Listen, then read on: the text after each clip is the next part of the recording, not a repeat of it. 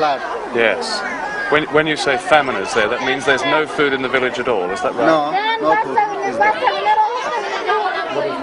What is she saying about her little boy? She says that her baby is suffering from disease, and it is due to food, shortage of food.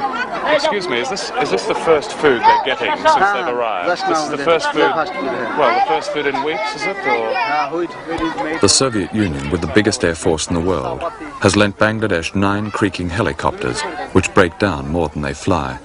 The world's new rich, the oil producers, have offered some petty cash. Saudi Arabia, for example, recently gave Bangladesh the equivalent of less than 5 days' food. But of course the oil countries don't like dealing with bankrupt economies, even though rising oil prices have helped to cause this famine by putting petroleum-based fertilizers out of the reach of poor countries. Which means that this starving child, the son of a farmer, will probably die.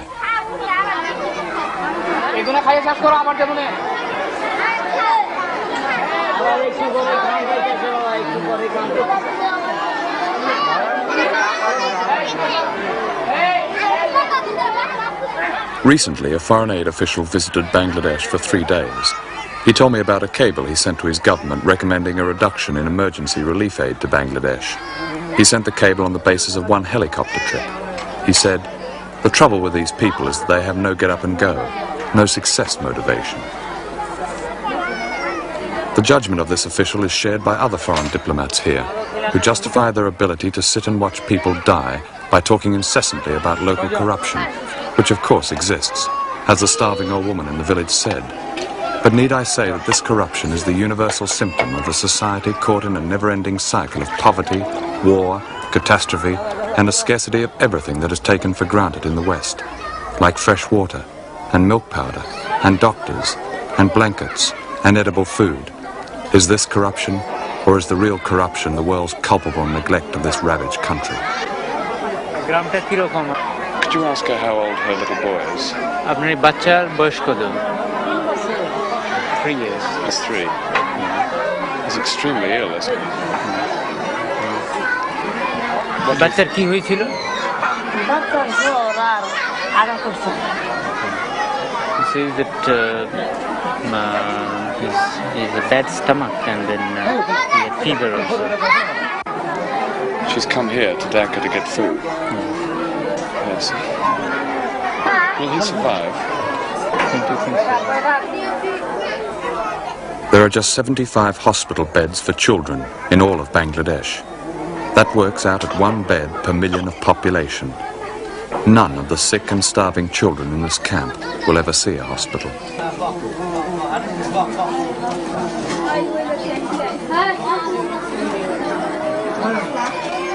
This used to be a soap factory. It is now a famine relief centre near Dhaka, and several thousand people are here. Almost all of them are starving, and many of the young children are suffering from typhoid, smallpox, and a thing called black fever. Many of them are dying. Not long ago, Dr. Henry Kissinger made his first visit to Bangladesh, squeezing it in between the Middle East and Moscow. He drove straight from the airport to the Intercontinental Hotel, talked for 1 hour with the Prime Minister, returned to the Intercontinental Hotel, held a press conference, drove back to the airport and left. Shortly after that, President Ford, on Dr. Kissinger's recommendation, halved the proposal for American emergency aid to Bangladesh. Instead, Bangladesh will receive more of the same from America. Boxes of army surplus biscuits and consignments of tents on which is written, "Important campers, don't forget to have fun."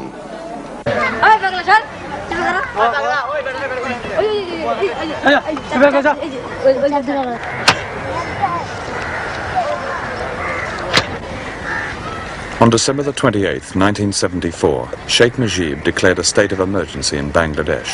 There were shootings, arrests, and signs that Bangladesh is fast approaching political chaos as a direct result of this famine. Of course, it used to be said that starving people disturb nobody, and this certainly applies to the thousands of dead in this horrific cemetery. But Bangladesh is at the center of Asia, with borders on China, India, and Burma.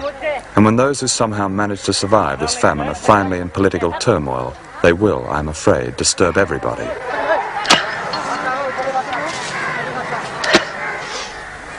The people of Bangladesh may then at last assume a strategic value and disturb even Dr. Kissinger.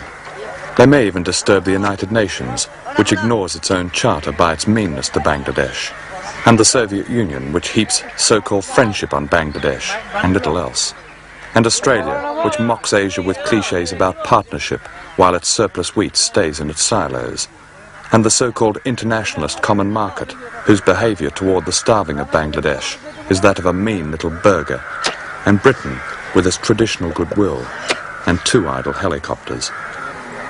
But of course the West has given something to Bangladesh, a disease called inflation. If you've been horrified by what you've seen, then good. No doubt the commercials in a minute's time will offer reassurance to those who feel they need it. The truth is that Bangladesh and Britain have been caught in the same blizzard of inflation, energy crisis and shortage, with the one difference. When prices go up in Britain, no one dies. When prices go up in Bangladesh, thousands die. You see, it's no longer a question of pity and charity. To hell with that. Their struggle to survive is our struggle. Beat it in Bangladesh and you beat it in Britain. It's really a simple choice that has little to do with the brotherhood of man. The alternative is that we are all expendable.